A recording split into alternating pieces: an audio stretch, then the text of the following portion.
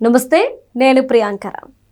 తిరుమల తిరుపతి దేవస్థానంలో తెలంగాణ వాళ్ళు చాప కింద నీరులా వాటా అడుగుతారా అనే అనుమానాలు వ్యక్తమవుతున్నాయి.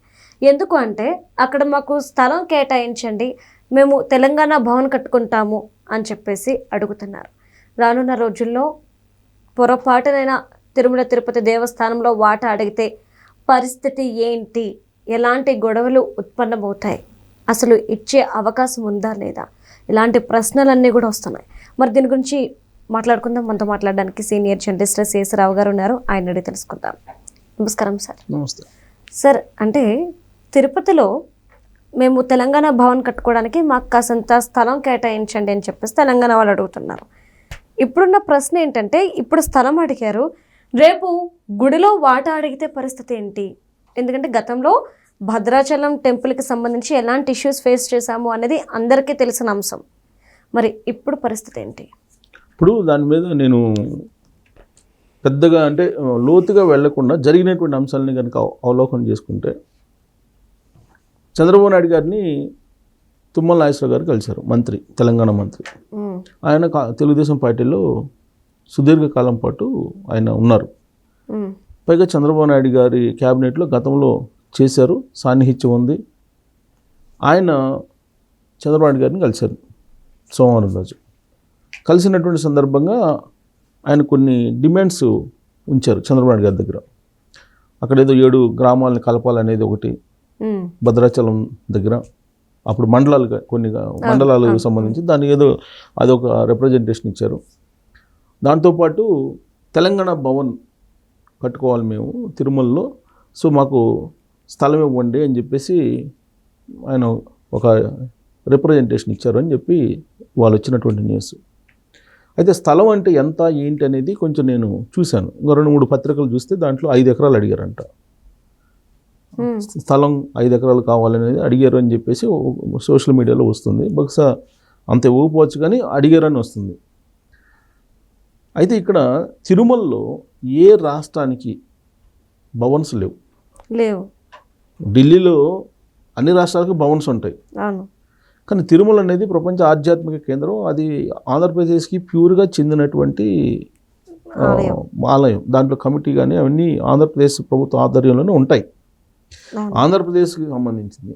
యాక్చువల్గా ఆంధ్ర విడిపోయేటప్పుడు కూడా తమిళనాడు నుంచి, తమిళనాడు ఆంధ్ర మధ్య తిరుమల తిరుపతి దేవస్థానానికి సంబంధించి చాలా నడిచింది అప్పుడు కూడా.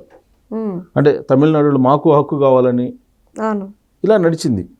అప్పుడు పొట్టి శ్రీరాములు గారు ఆమరణ దీక్ష అని చనిపోయిన తర్వాత రాష్ట్రం ఇచ్చేటప్పుడు తిరుమల తిరుపతి దేవస్థానాన్ని ఆంధ్రాకి ఇచ్చారు, ఆంధ్రప్రదేశ్కి కదా, ఆంధ్రాకి ఇచ్చారు అప్పట్లో అవును ఇచ్చారు. సరే, ఆయన వాళ్ళ ఆంధ్ర ఆధ్వర్యంలో నడుస్తుంది. అప్పుడు కూడా తమిళనాడు వాళ్ళకి సిఫారసు లెటర్లు కానీ, లేదంటే తమిళనాడుకి ప్రత్యేకమైనటువంటి అధికారాలు కానీ, ప్రత్యేకమైనటువంటి ప్రోటోకాల్స్ కానీ లేవు, ఇవ్వాల అప్పుడు కూడా. కానీ ఇప్పుడు ఆంధ్రప్రదేశ్కి విడిపోయిన తర్వాత, తెలంగాణ విడిపోయిన తర్వాత 2014 నుంచి ఇవాళ వరకు కూడా ఆంధ్రప్రదేశ్లో ఉన్నటువంటి తిరుమల తిరుపతి దేవస్థానానికి సంబంధించిన దర్శనాల విషయంలో సిఫారసు లెటర్ని తెలంగాణ ఎమ్మెల్సీలకి, తెలంగాణ ఎమ్మెల్యేలకి, తెలంగాణ మంత్రులకి, వీళ్ళందరికీ ఆంధ్రప్రదేశ్లో ఏ విధంగా అయితే అక్కడ ప్రజాప్రతినిధులకి ఇస్తున్నారో అదేవిధంగా సిఫారసు లెటర్కి పర్మిషన్ ఇస్తున్నారు. సరే, ఉమ్మడి రాష్ట్రానికి 2014 నుంచి 2024 జూన్ 2 వరకు రాజధాని హైదరాబాదు. సరే, అక్కడ ఎంతో కొంత 2 రాష్ట్రాలు కలిసి ఉన్నాయి అప్పటి వరకు అని చెప్పేసి అనుకోవడానికి ఒక లింక్ ఉంది. 2024 జూన్ 2వ తారీఖున తెలంగాణ ముఖ్యమంత్రి, తెలంగాణ ప్రజాప్రతినిధులు అన్న మాట ఏంటంటే, ఈ రోజు నుంచి హైదరాబాద్ తోటి ఎలాంటి సంబంధం లేదు ఆంధ్రప్రదేశ్కి, మీ దోవ మీరు చూసుకోండి అని చెప్పి చాలా క్లియర్గా చెప్పారు. అంత ఖరాఖండిగా చెప్పిన తర్వాత ఆంధ్రప్రదేశ్ ప్రభుత్వం, ఆంధ్రప్రదేశ్ ప్రజాప్రతినిధులు తిరుమల తిరుపతి దేవస్థానంలో తెలంగాణ ప్రజాప్రతినిధులకి ప్రాధాన్యత ఎందుకు ఇస్తున్నారు? ఇది నేను అంటున్నటువంటి మాట కాదు. చాలామంది భక్తులు కానీ, చాలామంది ఆంధ్రప్రదేశ్లో ఉన్నటువంటి కొన్ని సంఘాలు కానీ అనేకసార్లు ప్రశ్నించాయి, మీరు ఎందుకు సిఫారసులు ఇస్తున్నారు? ఇప్పుడు 24 జూన్ 2వ తారీఖు ముందు ఒకవేళ మీరు ఇచ్చినా కానీ ఉమ్మడి రాజధానిలో ఉన్నాం కాబట్టి ఇచ్చారని చెప్పేసి అనుకోవచ్చు.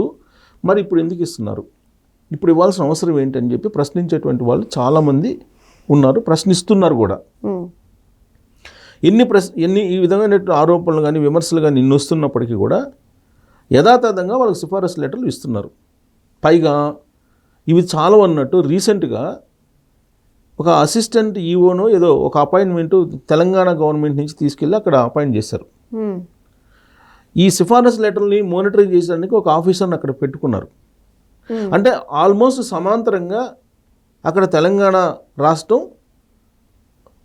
దైవ దర్శనాల విషయంలో పనిచేస్తూ ఉంది. ఓకే, ఇక బోర్డులో కానీ తిరుమల తిరుపతి దేవస్థానం బోర్డులో మెంబర్స్ కానీ వీటన్నిటికీ ప్రాధాన్యత ఇస్తున్నారు. అయితే మిగతా రాష్ట్రాలు కూడా ఇస్తున్నారు, కర్ణాటకకి తమిళనాడుకి కూడా కొంచెం బోర్డులో ప్రాధాన్యత ఇస్తున్నారు. ఇప్పుడు సిఫారసు లెటర్ విషయంలో మిగతా రాష్ట్రాలు కూడా అడిగినాయి అనుకోండి, అప్పుడు ఏం చేస్తారు? అంటే నాదొక ప్రశ్న సార్, గతంలో రేవంత్ రెడ్డి గారు కావచ్చు, కేసీఆర్ గారు కావచ్చు, తిరుపతికి సంబంధించి కొన్ని వ్యాఖ్యలు చేశారు. ఏ తిరుపతి వెళ్ళాలా, మనకి ఇక్కడ రాములు వారు లేరా, ఏ తిరుపతి వెళ్ళాలా, ఇక్కడ మనకి లక్ష్మీ నరసింహస్వామి లేరా, ఇలాంటి మాటలు. మరి ఇన్ని మాటలు మాట్లాడిన వాళ్ళు ఈరోజు అక్కడ ఎందుకు భవన్ కట్టుకోవాలి? ఇది ఖచ్చితంగా ఏపీ రాష్ట్రం నుండి వస్తుంది. ఇప్పుడు రాజకీయంగా ఎన్నైనా మాట్లాడచ్చు, అది వేరు. దానివల్ల వచ్చేది లేదు, పోయేది లేదు.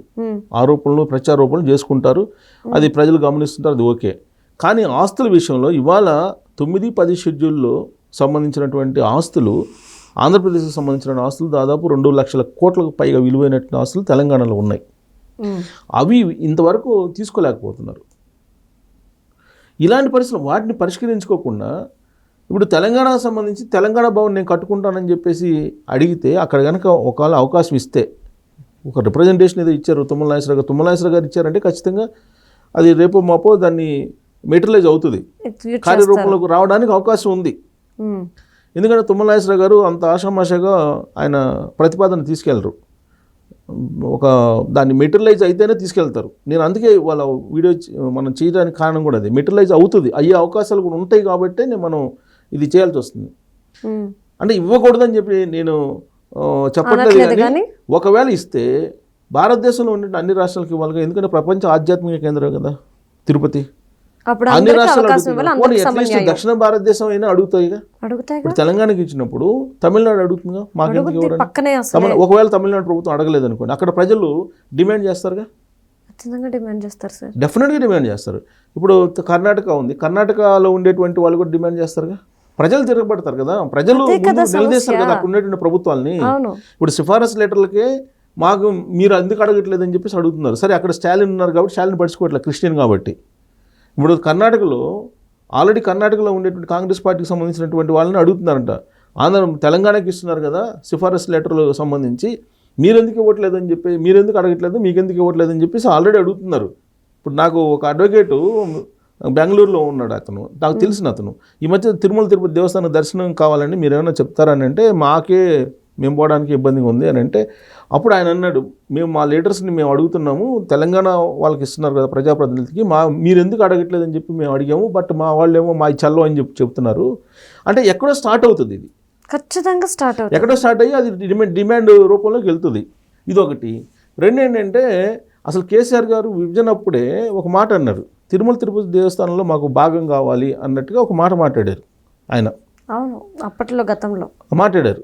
సరే, అవి చల్లవు అనుకోండి, చెల్లేటువంటివి కాదు, బట్ చల్లకపోయినప్పటికీ అనఫీషియల్గా వాటాని అనుభవిస్తున్నట్టుగా ఆంధ్రప్రదేశ్లో ఉండేటువంటి వాళ్ళు పౌరులు భావిస్తూ ఉన్నారు. ఈవెన్ నామినేటెడ్ పోస్టుల్లో కూడా ఒక మాటలో చెప్పాలంటే ఆ ఫక్త్ ఆంధ్రప్రదేశ్కి సంబంధించినటువంటి వాళ్ళు ఆధీనంలో అక్కడ ఉందా అనేటువంటి ప్రశ్న వస్తుంది. రైట్, కాదు. ఎందుకని కాదంటే, ఇప్పుడు తెలంగాణ రాష్ట్రం ఏది డిమాండ్ చేస్తే అది ఇచ్చే పరిస్థితి. ఆ రోజు 2019 నుంచి 2024 వరకు ఉన్నటువంటి జగన్మోహన్ రెడ్డి గారు కానీ, ఇప్పుడున్నటువంటి ప్రభుత్వం కానీ, ఎందుకనంటే ఇక్కడ ప్రజాప్రతినిధులకు అందరికీ 190 మందికి ఆస్తులు ఉన్నాయి ఇక్కడ హైదరాబాద్లో. సో కాబట్టి హైదరాబాద్లో ఆస్తులు ఉన్నాయి కాబట్టి తెలంగాణలో ఏ ప్రభుత్వం ఉన్నా ఆ ప్రభుత్వానికి అనుగుణంగానే నిర్ణయాలు తీసుకోవాల్సిన పరిస్థితి అనివార్యంగా ఉంటుంది. అవును. కాకపోతే చంద్రబాబు నాయుడు గారు అలా తీసుకోరని చెప్పి నేను అనుకుంటున్నా. అక్కడ ఉండే ప్రజల మనోభావాలు కూడా గమనిస్తారు. కానీ జగన్మోహన్ రెడ్డి గారు ఏం చేశారంటే తిరుమల బోర్డులో కానీ తిరుమలలో కూడా ఆ రోజు తెలంగాణకి ఆయనే ఇచ్చారు. అలాగే కేవలం తిరుమలనే కాదు,